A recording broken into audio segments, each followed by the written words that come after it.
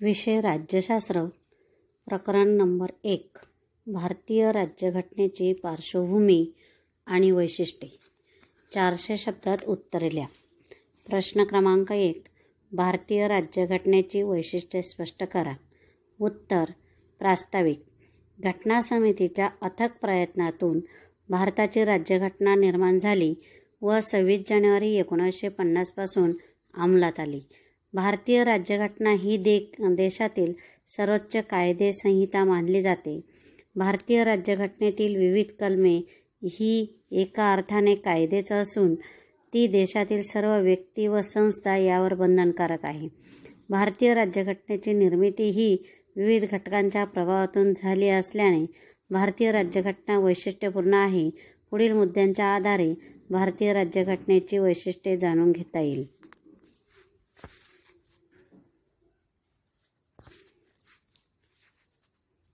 1. विविध घटकांचा प्रभाव. भारताची राज्यघटना ही विविध घटकांच्या प्रभावातून निर्माण झाली आहे. हे भारतीय राज्यघटनेचे एक वैशिष्ट्य मानता येईल. भारताच्या राज्यघटनेवर ब्रिटिशकालीन वारसाचा प्रभाव पडलेला जाणवतो. ब्रिटिशांनी त्यांच्या कारकिर्दीत भारतासंदर्भात जे विविध कायदे केले त्यांचा प्रभाव राज्यघटनेवर पडला आहे. 1935च्या कायद्यातील अनेक तरतुदींचा स्वीकार घटनाकारांनी केला आहे. भारताच्या स्वातंत्र्य लढ्याचा प्रभाव देखील राज्यघटनेवर पडलेला आहे. तसेच घटनाकारांनी विविध देशाच्या राज्यघटनांचा संदर्भ घटना निर्मितीच्या वेळेस घेतला. भारतीय राज्यघटनेवरील हा प्रभाव पुढील प्रमाणे जाणून घेता येईल. ब्रिटिश राज्यघटना. संसदीय लोकशाही, कायद्याचे राज्य, कायदा निर्मितीची प्रक्रिया, संसदेचे सार्वभौमत्व. अमेरिकन राज्यघटना. लिखित स्वरूपाचा मूलभूत हक्क, न्यायालयीन पुनर्विलोकन, महाभियोग. कॅनडाची राज्यघटना. प्रबळ केंद्रसत्ता असलेले संघराज्य. आयर्लंडची राज्यघटना. मार्गदर्शक तत्त्वे. ऑस्ट्रेलियाची राज्यघटना. समवर्ती सूची. जर्मनीची वायमर राज्यघटना. आणीबाणीची तरतूद. 1935 कायदा. अधिकारी विभागणी, राज्यपालपद, अखिल भारतीय सेवा. मानवी हक्कांचा जाहीरनामा, मूलभूत हक्क. 2. लिखित व विस्तृत राज्यघटना. भारतीय राज्यघटना ही लिखित स्वरूपाची आहे. इंग्लंडमध्ये ही प्रथा, परंपरा यावर आधारित नाही. घटनेतील प्रत्येक तरतूद लिखित स्वरूपाची नमूद करण्यात आली आहे. भारतीय राज्यघटनेच्या निर्मितीच्या वेळेस 22 विभाग, 395 कलमे व 8 अनुसूची होत्या. त्यामुळे भारताची राज्यघटना ही जगातील सर्वात मोठी व विस्तृत राज्यघटना मानली जाते. राज्यघटनेतील प्रत्येक तरतुदीचे तपशीलवारपणे स्पष्टीकरण देण्यात आले आहे. प्रत्येक कलमांचा व उपकलमांचा संदर्भ स्पष्टपणे अधोरेखित करण्यात आला आहे. त्यामुळे राज्यघटनेचे स्वरूप विस्तृत बनले आहे. थोडक्यात लिखित व विस्तृत राज्यघटना हे भारतीय राज्यघटनेचे वैशिष्ट्य मानता येईल. 3. लवचिक व परिदृढ राज्यघटना. भारताच्या राज्यघटनेचे वैशिष्ट्य म्हणजे ती लवचिक व परिदृढ अशा स्वरूपाची आहे. बदलत्या परिस्थितीनुसार राज्यघटनेत बदल करता यावा यासाठी कलम 368 नुसार घटना दुरुस्तीची पद्धती देण्यात आली आहे. त्याचा वापर करून संसद घटनेत आवश्यक ते बदल घडवून आणू शकते. या अर्थाने भारताची राज्यघटना लवचिक आहे. मात्र घटनेची सर्वोच्चता टिकून राहावी यासाठी घटनेतील काही महत्त्वाच्या भागात सहजासहजी दुरुस्ती करता येत नाही. त्यासाठी संसदेस निम्म्याहून अधिक घटक राज्यांच्या विधानसभांची मान्यता लागते. म्हणजेच संसद राज्यघटनेच्या महत्त्वाच्या भागात सहजासहजी दुरुस्ती करू शकत नाही. या अर्थाने भारताची राज्यघटना परिदृढ आहे. 4. जनसार्वभौमत्वावर आधारित. भारतीय राज्यघटना ही जनसार्वभौमत्वाच्या तत्वावर आधारित आहे. कारण भारतीय जनता हा राज्यघटनेचा खरा उगम स्रोत आहे. त्यामुळे भारतीय जनतेचे शासन कारभारावर नियंत्रण असावे. या संदर्भातील तरतुदी राज्यघटनेत करण्यात आल्या आहेत. भारतीय नागरिकांना प्रौढ मताधिकार देण्यात आला आहे. त्याद्वारे ते आपले प्रतिनिधी स्वतः निवडतात. म्हणजेच जनतेने निवडून दिलेल्या प्रतिनिधीमार्फत शासन कारभार चालतो. या अर्थाने भारतीय राज्यघटनेत जनतेच्या सार्वभौमत्वास महत्त्व देण्यात आले आहे व हे भारतीय राज्यघटनेचे एक वैशिष्ट्य आहे. 5. मूलभूत हक्क. भारतीय राज्यघटनेचे महत्त्वपूर्ण वैशिष्ट्य म्हणजे राज्यघटनेतील 3ऱ्या प्रकरणात कलम 12 ते 35 अन्वये करण्यात आलेली मूलभूत हक्कांची तरतूद होय. भारतीय राज्यघटनेद्वारे भारतीय नागरिकांचा समानतेचा हक्क, स्वातंत्र्याचा हक्क, शोषणाविरुद्धचा हक्क, धार्मिक स्वातंत्र्याचा हक्क, सांस्कृतिक व शैक्षणिक हक्क अशा वेगवेगळ्या प्रकारे मूलभूत हक्क देण्यात आले आहे. घटनेद्वारा मालमत्तेचा हक्क देखील देण्यात आला आहे. मात्र तो 1978च्या 44व्या घटना दुरुस्तीद्वारे मूलभूत हक्कांच्या यादीतून वगळण्यात आला. राज्यघटनेने नागरिकांना केवळ मूलभूत हक्कच दिलेले नाही तर त्यांच्या संरक्षणाची व्यवस्था देखील केली आहे. एखाद्या व्यक्तीच्या मूलभूत हक्कावर आक्रमण झाल्यास ती व्यक्ती कलम 32 अन्वये न्यायालयात दाद मागू शकते. म्हणजेच भारतीय राज्यघटनेने भारतीय नागरिकांना परिपूर्ण स्वरूपात मूलभूत हक्क बहाल केले आहे. 6. मार्गदर्शक तत्त्वे. भारतीय राज्यघटनेच्या 4थ्या विभागातील कलम 36 ते 51 अंतर्गत राज्याच्या धोरणांची मार्गदर्शक तत्त्वे देण्यात आली आहे. ही मार्गदर्शक तत्त्वे आर्थिक, राजकीय, सामाजिक व आंतरराष्ट्रीय स्वरूपाचे आहे. भारतीय राज्यव्यवस्थेने राज्यकारभार करताना कोणत्या तत्त्वांचे पालन करावे याचे मार्गदर्शन ही तत्त्वे करतात. सामाजिक व आर्थिक लोकशाही प्रस्थापित करणे हे राज्याचे उद्दिष्ट असावे. राज्याने नागरिकांच्या कल्याणात वाढ घडवून आणण्यासाठी योजना राबवण्यात हे मार्गदर्शक तत्त्वांद्वारे स्पष्ट होते. ही मार्गदर्शक तत्त्वे राज्यसंस्थेची जबाबदारी व कर्तव्ये स्पष्ट करणारी आहे. त्यामुळे मार्गदर्शक तत्त्वांचा समावेश हे भारतीय राज्यघटनेचे एक वैशिष्ट्य आहे. मार्गदर्शक तत्त्वांना न्यायालयीन संरक्षण नसले तरी ती नैतिकदृष्ट्या राज्यसंस्थेवर बंधनकारक आहेत. 7. मूलभूत कर्तव्ये. भारतीय राज्यघटनेची जेव्हा निर्मिती झाली तेव्हा त्यात मूलभूत कर्तव्यांचा समावेश करण्यात आला नव्हता. 1976च्या 42व्या घटना दुरुस्तीद्वारे कलम 51 अ अन्वये 10 मूलभूत कर्तव्यांचा घटनेत समावेश करण्यात आला. 2002च्या 86व्या घटना दुरुस्तीने त्यात आणखी एका कर्तव्याची भर पडली. म्हणजेच भारतीय राज्यघटनेत नागरिकांसाठीची 11 मूलभूत कर्तव्ये देण्यात आली आहे. देशाचा नागरिक म्हणून व्यक्ती ज्याप्रमाणे मूलभूत हक्कांचा उपयोग घेतात त्याचप्रमाणे त्यांनी देशाप्रती काही कर्तव्ये देखील पार पाडावेत. या उद्देशाने मूलभूत कर्तव्यांचा राज्यघटनेत अंतर्भाव करण्यात आला. 8. संसदीय लोकशाही. संसदीय लोकशाही शासन पद्धतीचा स्वीकार हे भारतीय राज्यघटनेचे एक प्रमुख वैशिष्ट्य आहे. घटनाकारावर इंग्लंड संसदीय शासन पद्धतीचा प्रभाव पडलेला होता. त्यामुळे भारतीय संसदीय लोकशाही पद्धती उपयुक्त ठरेल या भूमिकेतून संसदीय शासन पद्धतीचा स्वीकार करण्यात आला. मात्र इंग्लंडपेक्षा भारताची संसदीय लोकशाही वेगळी आहे. भारतात राज्यघटनेद्वारे राष्ट्रपतींना महत्त्वपूर्ण अधिकार देण्यात आले आहेत. त्यामुळे ते देशाचे घटनात्मक प्रमुख आहेत.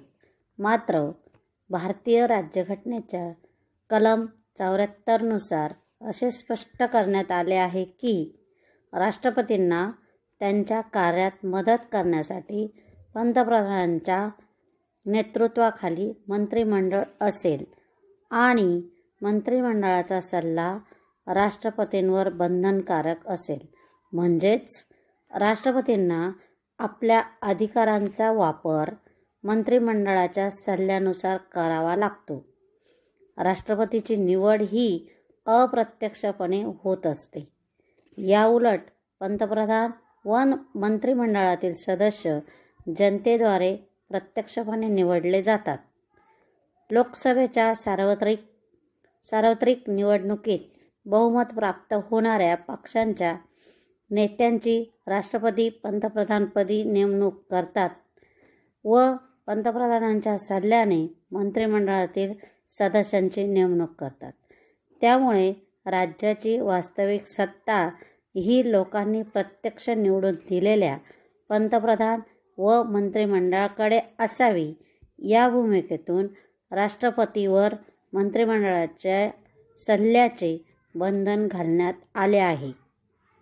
राष्ट्रपती मंत्रिमंडळास सल्ल्याचा पुनर्विचार करण्याची शिफारस करू शकतो. मात्र पुनर्विचारानंतर तोच सल्ला आल्यास त्याचे पालन करणे राष्ट्रपतीवर घटनेद्वारे बंधनकारक आहे.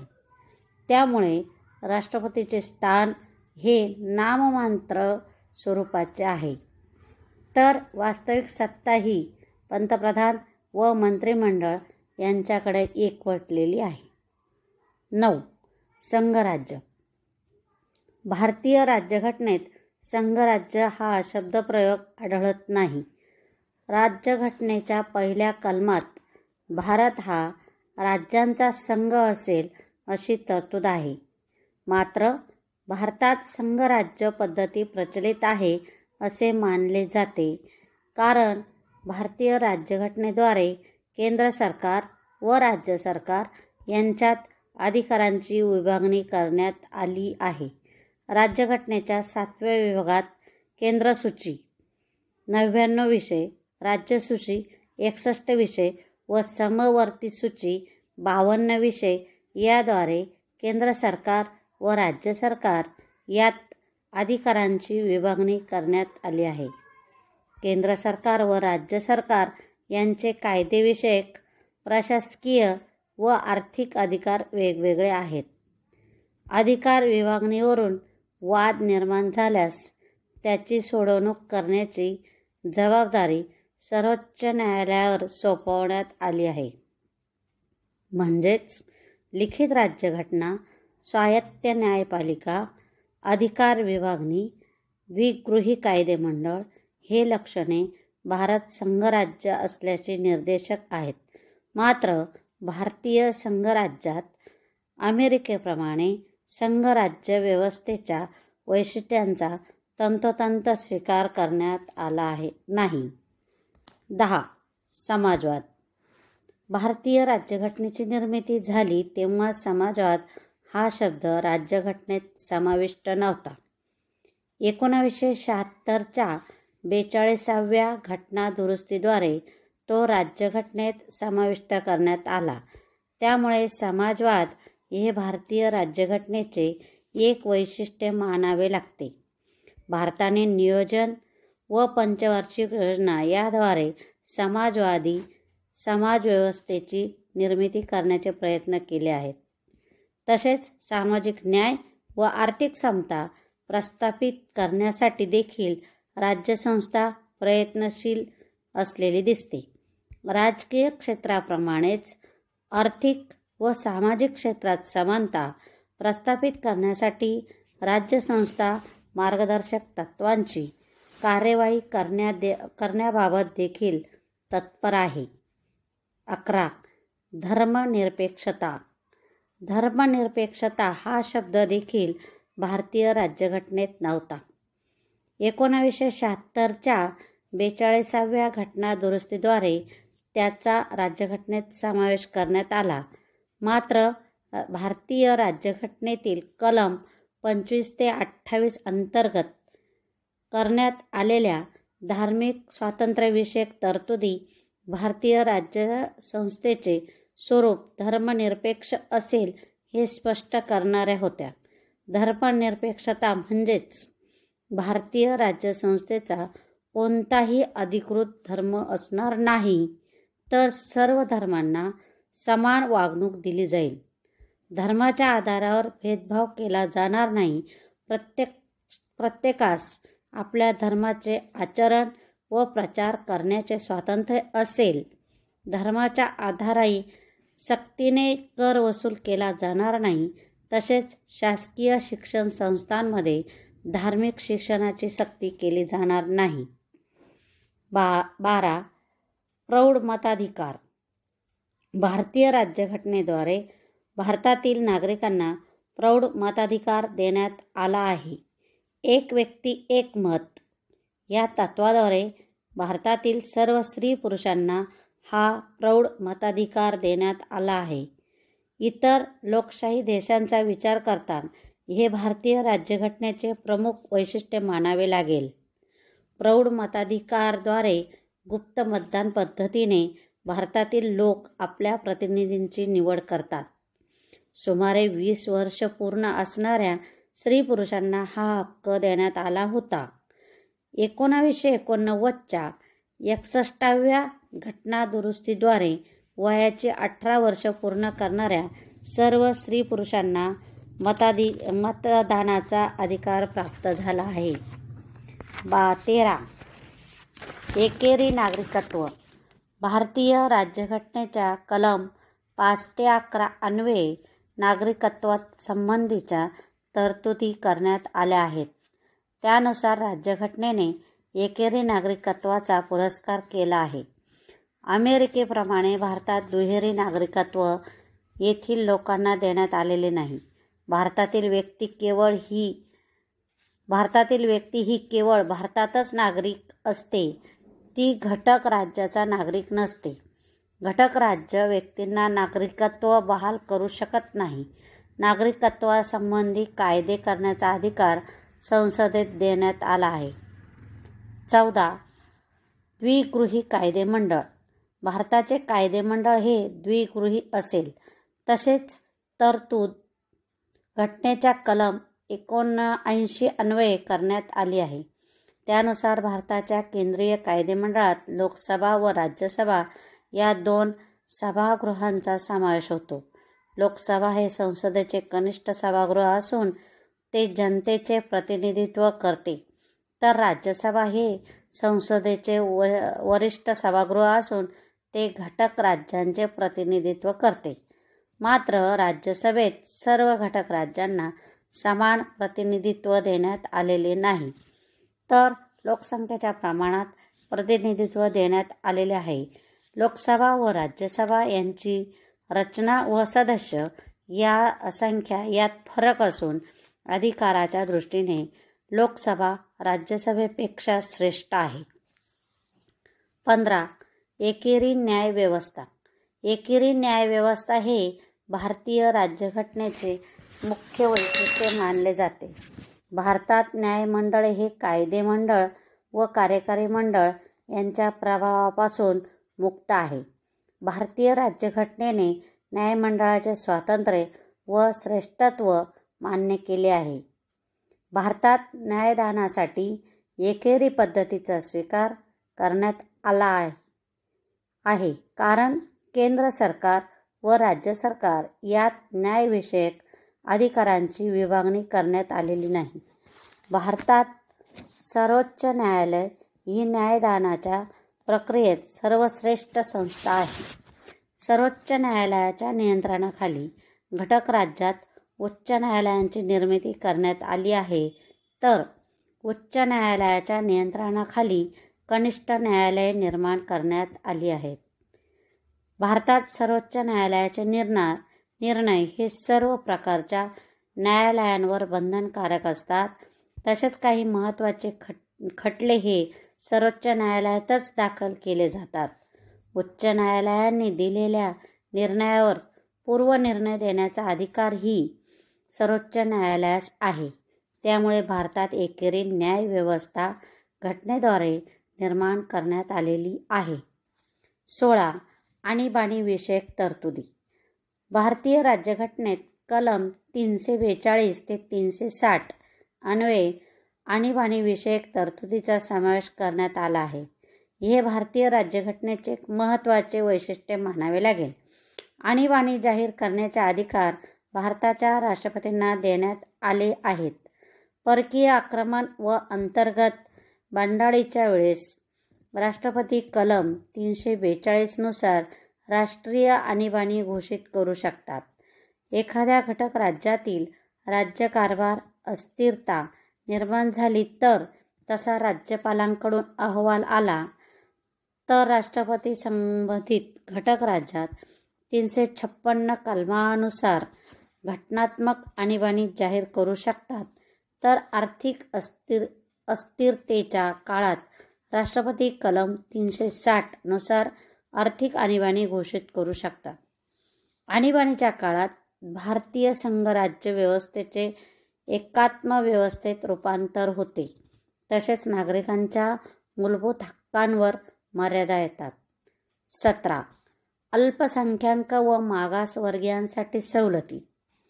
भारतीय राज्यघटनेत अल्पसंख्याकांसाठी व मागासवर्गीयांसाठी सवलती देणाऱ्या विशेष तरतुदी करण्यात आल्या आहेत. अल्पसंख्याक आयोगाची नेमणूक करण्याची तरतूद आहे. तसेच लोकसभा व राज्य विधान सभांमध्ये अनुसूचित जाती व अनुसूचित जमातींसाठी राखीव जागांची तरतूद करण्यात आली आहे. शासकीय नोकऱ्यांमध्ये देखील या समूहांना राखीव जागांची तरतूद आहे. तसेच राष्ट्रपती या समूहांच्या स्थितीची चौकशी करण्यासाठी आयोग स्थापन करू शकतात.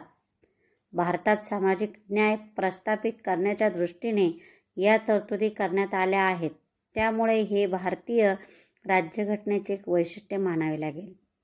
18. निवडणूक आयोग व लोकसेवा आयोग. भारताच्या वेळच्या वेळेवर राजकीय व प्रशासकीय पदांवर व्यक्तीची नेमणूक व्हावी या दृष्टीने राज्यघटनेत निवडणूक आयोग व लोकसेवा आयोगाच्या तरतुदी करण्यात आल्या आहे. राज्यघटनेच्या कलम 324 नुसार निवडणूक आयोगाची तरतूद करण्यात आली असून देशातील सार्वत्रिक निवडणुकांचे संचालन करण्याची जबाबदारी या आयोगाकडे सोपवण्यात आली आहे. निवडणुका निपक्षपातीपणे व शांततापूर्वक रीतीने पार पाडल्या जाव्या या दृष्टीने ही तरतूद करण्यात आली आहे. तर लोकसेवा आयोगाच्या स्थापनेची तरतूद घटनेच्या कलम 315 अन्वये करण्यात आली आहे. अखिल भारतीय सेवातील पदांवर गुणवत्तापूर्वक उमेदवारांची भरती करण्याची जबाबदारी लोकसेवा आयोगावर आहे. समारोप. उपरोक्त चर्चेच्या आधारे असे सांगता येईल की भारतीय राज्यघटना ही वैशिष्ट्यपूर्ण आहे. भारतीय राज्यव्यवस्थेचा कारभार सुरळीत चालावा यासाठी महत्त्वपूर्ण तरतुदी राज्यघटनेत करण्यात आलेल्या आहेत. घटनाकारांनी भविष्यकालीन परिस्थितीचा वेध घेऊन राज्यघटनेतील तरतुदी केलेल्या असल्यामुळे भारतीय राज्यघटना आजतागायत टिकून आहे.